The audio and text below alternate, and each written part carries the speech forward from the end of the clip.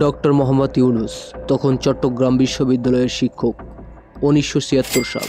বাংলাদেশে তখন দারিদ্র্য, দুর্ভিক্ষ আর হতাশার ছায়া। চট্টগ্রাম বিশ্ববিদ্যালয়ের অর্থনীতির শিক্ষক ডক্টর মোহাম্মদ ইউনূস ক্লাসে পড়াচ্ছেন উন্নয়ন তত্ত্ব।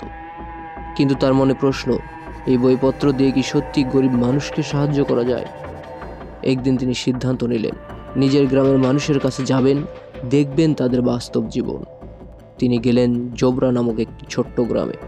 হাঁটতে হাঁটতে তিনি দেখলেন এক গরিব মহিলা সোফিয়া খাতুন বসে বসে বাঁশের তৈরি মোড়া বানাচ্ছেন। ডক্টর ইউনূস তাকে জিজ্ঞেস করলেন, আপনি এগুলো বানিয়ে কত লাভ করেন? সোফিয়া কাঁদতে কাঁদতে বললেন, আমি নিজের পুঁজিতে কিছুই কিনতে পারি না।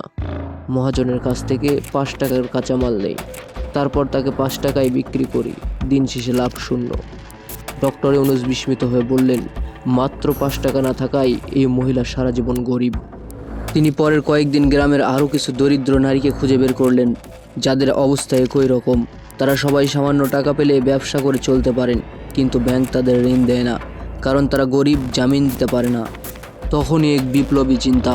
ডক্টর ইউনূস সিদ্ধান্ত নিলেন, নিজের পকেট থেকে তিনি তাদের ঋণ দেবেন। তিনি প্রথমবারের মতো 42 জন দরিদ্র নারীকে মোট 856 টাকা ঋণ দিলেন, কোনো জামিন ছাড়াই। সবাই সেই টাকা দিয়ে কাজ শুরু করলো। কেউ হাঁস পালন, কেউ কাঁথা সেলাই করলো, কেউ ক্ষুদ্র পণ্যের দোকান খুললো।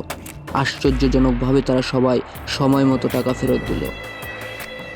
এই ঘটনায় জন্ম দিল গ্রামীণ ব্যাংকের, এমন এক ব্যাংক যা গরিবদের জন্য, গরিবদের দ্বারা। আজ সেই ব্যাংক 90 লাখের বেশি নারীকে ঋণ দিয়েছে, আর ডক্টর ইউনূস পেয়েছেন নোবেল শান্তি পুরস্কার। নৈতিক শিক্ষা। বড় কিছু শুরু হয় ছোট একটা বিশ্বাস থেকে। দরিদ্র নয়, সুযোগের অভাবই হলো দারিদ্র্যের মূল কারণ।